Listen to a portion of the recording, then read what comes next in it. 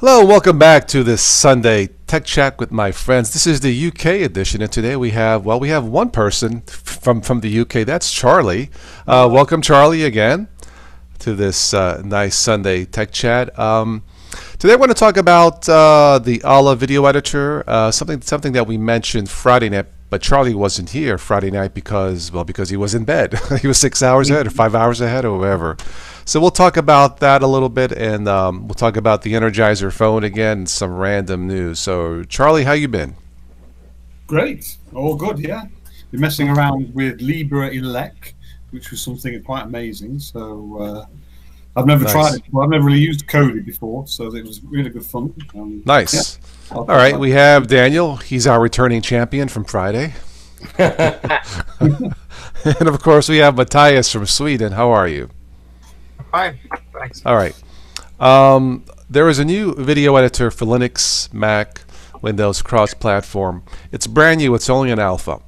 So I was curious. I took a look at it, and I mentioned this Friday, but briefly I thought it was a good start.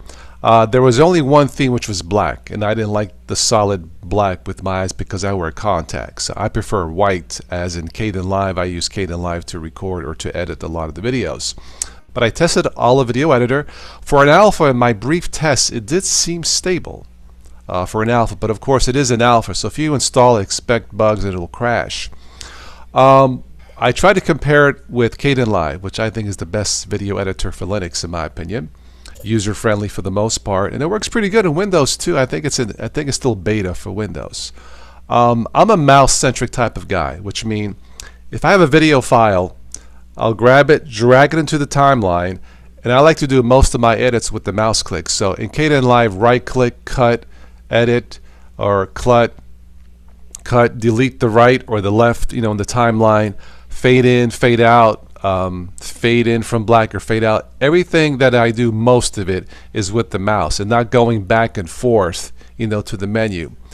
With Olive, I noticed I don't have that convenience. I got to go back and forth to the menu for the edits to choose, then go back into the timeline. And to me, it seemed like more work. Maybe for some people, it's not that big of a deal. But I like mostly everything to be done in the timeline, have it ready to go, and then render it, when it's done. I did do a rendering test. It rendered it fine, 1080p. A little slow, but my machine's older, so a 1 minute video took me 4 minutes to do the total rendering, but that's my machine more than the Ala video editor. Overall, I think it's a promising start.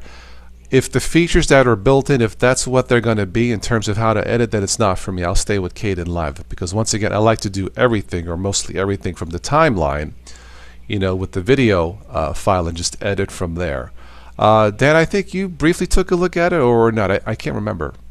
Not Olive. I looked at others, though, and I think I know what you mean about the mouse thing. Is you can grab the end of the video and put a curve on the end of it to fade it in, and the next one fade it out without having to drag something. Yeah, the box. Yeah, the fade-ins and the fade-outs, I believe, is for audio, like a 3-second. That's a default, and then the fade-in black or fade out black, that's just obviously from black fade in and fade out to black. But everything is right there with the mouse. I don't have to go back and forth. It's just a matter of convenience. I worked with lots of other video editors before, especially in the DVD era. Okay. But it's definitely a promising start. In my brief test, it was stable. But I still prefer Kdenlive. I just got so much used to Kdenlive. It just works. My backup, if it wasn't Kdenlive, I would probably use Shotcut, which is also cross-platform. I believe Shotcut is available as a Linux snap. Wonderful, because snaps work pretty good for me. Olive is on a snap and a flat pack as well. Oh, it is flat? Okay, nice. Well, there you go. So it's easy to... Okay, all right. Do you do much editing at all, Charlie? No, I've never... I want to start a YouTube channel, which of course is the thing to do nowadays, isn't it? But so I've been looking at them, but I've got no experience with it. Okay. If you've never done it, does take some practice and some time, obviously. But once you get used to it, it's not that difficult. The learning process is not difficult. It's the time involved to do all of it. That's why you want to get the fastest computer that you can afford, so you cut the time in half or less, But yeah, it's not, at least for me, Kdenlive, it's not that hard. Matthias, have you messed with video editors? I used to when I was in at university. We had many exams in that we should film ourselves. Yeah. And, Okay. and edit. But that was on iMovie. So That's a good one. Yeah. It was a basic workflow. And yes. Easy to work with. So I believe is that the free one that comes built into Mac, the iMovie, the editor. And then the other one, I think our friend Stephanie uses that for. I think is it Final Cut Pro? I think that's what it's called. Yeah. I'm not a Mac user. Okay. All right. But you talked about you had to go to the menu a lot. There isn't shortcuts on the keyboard. I did. I was looking for documentation at it, and I didn't see it. But then that also adds time. I got to go from mouse to keyboard. You know what I mean? Versus Kdenlive, I just drag it, click, click, click, and I'm done. You know what I mean? I'm trying to. It's too much work as it is doing this. Editing. Like video. So I want to make this as quickly as possible. Do this as quickly as possible, and I don't want to have to go to the keyboard a lot. I want to grab the mouse. Yeah. Do they have some feedback that you can send in? I'll have to take a look. It probably is through their website. I haven't yet. I mean, from what I saw, it looks nice. It just wasn't for me. If that's going to be the finalized version, I don't know. But yeah, I could probably send in some feedback. Yeah, but it's still in alpha, right? Yeah. Oh, yeah. It's alpha. It's not even a beta, so it's very very early. Yeah. But yeah, I'm sure they'll probably listen to the feedback and go from there. But I mean, I don't know what they're trying to compare it to or what standard. But if what I wanted to make it the competition for Premiere and Final Cut. So I don't know anything about the workflow on those two, but there was an article saying that was their sort of aim, huge dream of being able to replace it.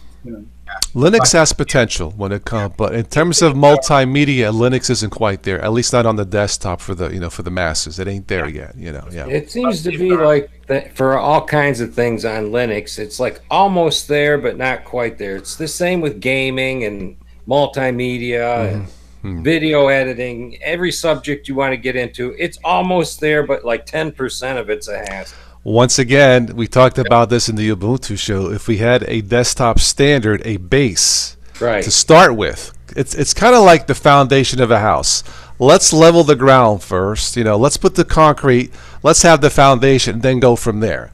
We don't even have that because there is now Chromebooks are a standard, but that's more web-based. I'm looking for something for the house on a desktop. So the potential is there. That's why we talked about Ubuntu maybe as a global or national Linux standard, just to get started as a quality base, a quality standard. And then if it's sold, maybe Ubuntu could have their own Ubuntu, video editor as a standard. I'm just, speculating. Well, for me, Ubuntu Mate has worked perfectly without crashing for a very long time. It's the search for other apps that are complete to do the whole job. Well, again, a lot of Linux, what I've seen, well, maybe not a lot, but at least the ones that I haven't tested all the Linux distros out there. It seemed that way at one time, all the distro hopping. But no, the core systems are generally going to be okay.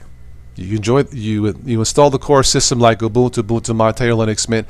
It's the added apps that may cause problems in the future. I think we need to create apps that work similar to the big names, because people, when they've been trained for so long, they don't want to. They've learned how to do something, and now they have to switch on to something, let's say like Kdenlive, which I believe is a totally different workflow, and many people can't do that. They don't have the time nor the investment. Well, there is no Ubuntu video editor. There's no KDE. I mean, Kubuntu has Kdenlive, which is based off, like it blends in very well. But there's no Lubuntu video editor or Arch Linux video. You know what I mean? Something there's a standard for each one that doesn't exist. Now I realize there's a lot of time, work, and money involved to do that, and that's why you don't see that.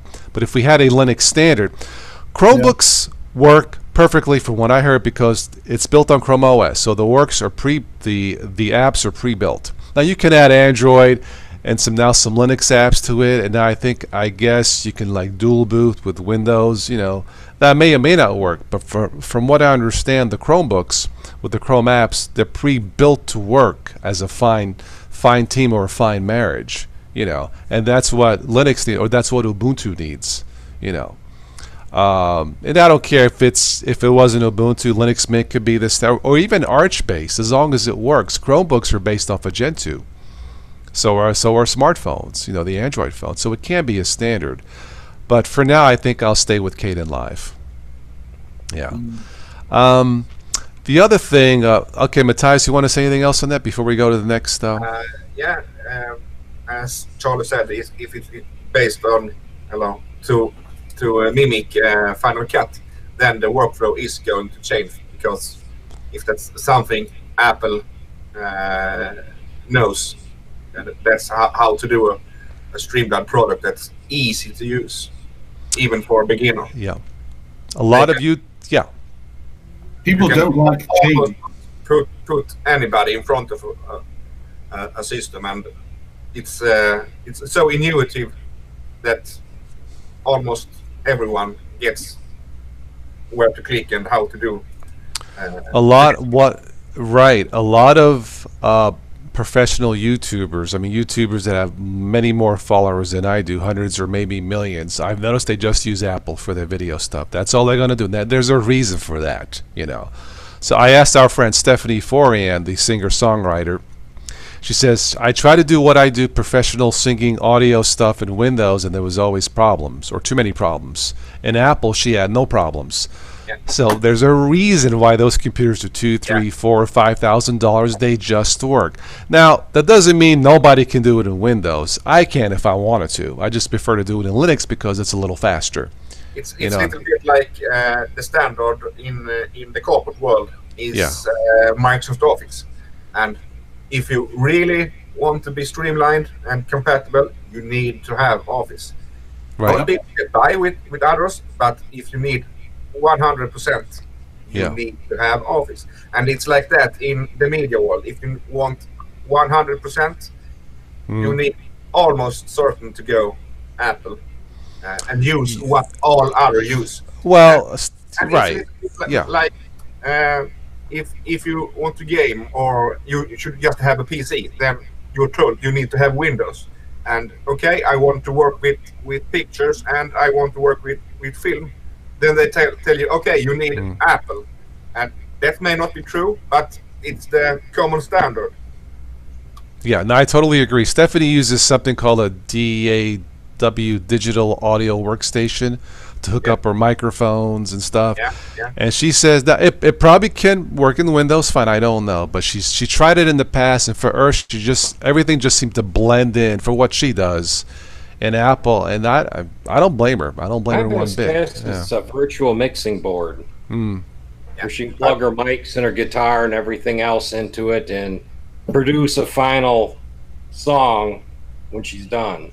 She actually just uploaded a song in its raw format, as we call it, but somebody sent her to test a $20 simple microphone, and she tested it, and you know what? It sounded pretty, of course for her voice it all sounds good, but it sounded pretty good with that little cheapy mic. Now she says she won't do that once she goes into the studio. Obviously, I think some of those mics are like thousands of dollars. They are. I looked into some of them. They're what they call XLR something. Well, that's the type, but there's certain names. Aston. Well, they're non-USB. There's a name. Yeah. Mics. Right. Yeah, but they sent her like a standard 1/4-inch mic. I forget the name. It's on her latest video. Check out. DTUs is one of those non-USB things. But she was saying for testing, for recording a song on YouTube, she says it was okay. But again, she probably did the mixing in the Apple machine. So well, there you go. If you want to be a professional YouTuber, set aside $5,000 for the computer only, and then go from there. or do what you do. Yeah. Or take your chance in Windows 10.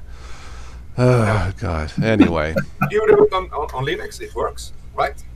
Or you can try Linux. It is a learning process, but for newbies starting off, you know what? Just start off with Windows for less headaches in the beginning.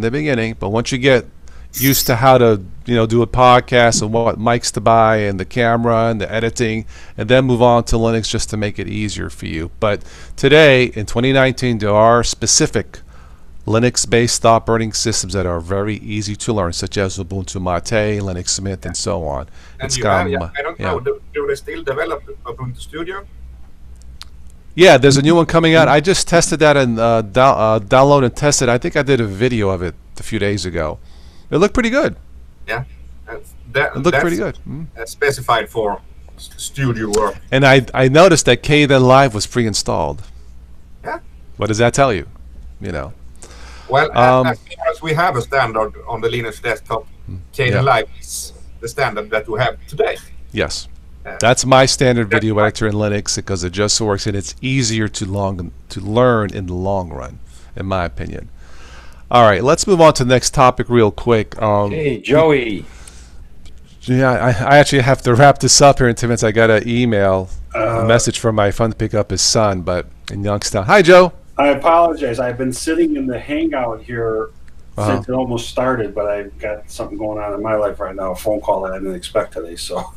No problem. We just recapping pretty much what we talked about a little bit Friday night. Okay. Yeah, all pretty much. Just to get Charlie up to speed here. So say hello to Charlie. Hi, Charlie. Hi, Joe. How are you? All right. So the next topic. I have to stay up and have an afternoon kip and come and join the US show. Yes. Well, I was saying if Charlie had not come on, there would be no reason to do this UK show. Because it would only be for him, so all right, let's the next topic we talked about is the Energizer smartphone. Now, Charlie, this phone has an 18,000 milliamp battery, 50-day standby, not hours, 50 days. I just realized Stephanie could buy that phone and she can sing on that all month and never power out, But it's the P Max, Joe? Something P80, 18 Max, P Max X or something, yeah. I believe it's going to be released this June for about $600. That's not bad for a phone that looks like a steak. It's so thick because of the battery. And that might be a phone that might be worth the $600 or $700 or $1,000 because that'll be the only phone with that kind of battery life that not even a $2,000 smartphone can match, And you know what? Imagine charging your phone up and maybe charge it again next month. Now it is kind of thick, so you may have to buy some bigger pants with bigger pockets, so it'll stick in your pocket. I'm curious to see if it's got a headphone jack. It does not. As a matter of fact, I was just going to say, if you get a chance, watch Louis Rossman's video on it. Okay. Because he did a video on it. Yeah. Right after we did our last podcast, and it sounded like he said, I normally don't look at phones and do that kind of thing. And he said, but this is one phone I felt I needed to talk about, and it sounded like he was going in the right direction with it. That and then he starts, talking about, what is with a phone in today's world that is this thick, whatever that doesn't even have a headphone jack in it. There's no. So it's got its cons to it too. But it just at least it's not $1,000. Here's something I another point of view with it. So I guess that's all I'm saying is just you can look at that too. But I think the battery life in itself, if you have to have a smartphone, I still want to do a little more homework on it. But I think it sounds like a more viable option for that reason. Mm-hmm. But we'll see. I mean, we'll see where it goes. If something I ran into with the non-headphone jack phones is some of them you have to use the headphones that come with them or buy compatible ones because the headphones have a digital to analog converter in them. Well, the other thing too, like he said with battery replacement. Okay, now granted, this thing's got a massive battery life or whatever, but the idea of not being able to switch out a battery if you're going to lose your power or your call or whatever or that kind of thing. Now, granted, this one has a much different lifespan to it, but I still wonder if having something that you can't change out is still a good idea. Because there's always going to come a situation where it's got to be charged, or maybe you get more lax because you don't think about charging it as much because it'll last however many days or hours or whatever. And now you get a little complacent with it and forget. you know, and I don't know what the charging, what the cycle is to get it back recharged. So it's so new, but it'll be interesting to see where it goes. And yes, it's not $1,000, but I still wish it was more in the $300 or $400 range, because I remember even then that seemed like a staggering price. But something like that for $600, at least you know you have a one-of-a-kind phone. People get lazy and just quit charging it until oh man, it's dead. Oh, I charged this last year. Oops. Gee, come on. Well, I guess it's my fault. Okay, all right. I'll stick in the charger for another 4 hours and be ready for another month or a year, right? Anyway, but that's the Energizer phone. So I think it's just for to get promotion. I can't really see these being something that's going to sell. I mean, I used an iPhone for a very short time, and you can buy the batteries that you put on the back, and I had to send it back because I couldn't wear it with shorts. It was dragging my trousers down, dragging my shorts. I put it in my pocket. You know, so now, I mean, I just, all I have is you know, these things here with the dongles, and you just, I mean, sometimes I have to walk around with the battery in the pocket and the cable coming out, which makes me look like a millennium. So I suppose it's trendy. But well, you know. Well, strap it to your ankle. Actually, you look more like a millennium with your trousers dragging down. Yeah, I know. Pull up your pants. Yeah. But it's so heavy. It was crazy. You know, if you dropped it, you could break a toe. It was so heavy. That was only 20,000. Yeah, he said, here you're getting this round glass and everything. He said, and they're putting less of a frame to protect it, he says, so the glass will break. And yet the glass is supposed to be getting better. So I don't know. I mean, the thing would be huge with an OtterBox on it. Well, exactly. To me, you may not be able to fit it at all in your pants with the OtterBox.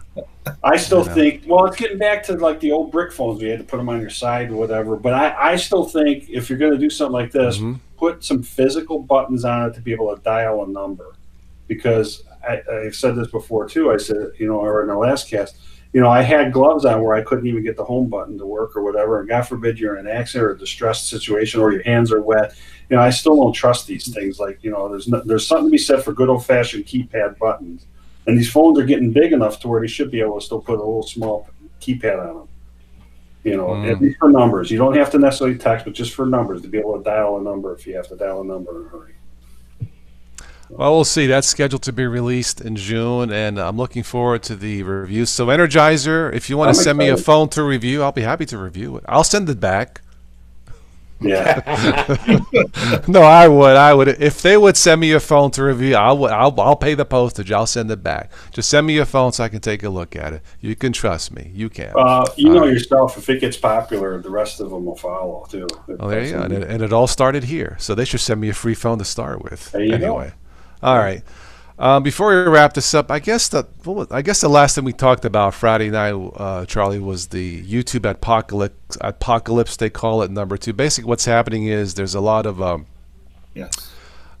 All right, so there's advertisers who are not going to post their ads on certain content. Well, now what's happening with these kids shows, kids videos that seem friendly enough. There were comments being put in there that were not user friendly, and some of these channels, I guess there was one channel I heard that had like 800,000 followers that was just deleted, just vanished,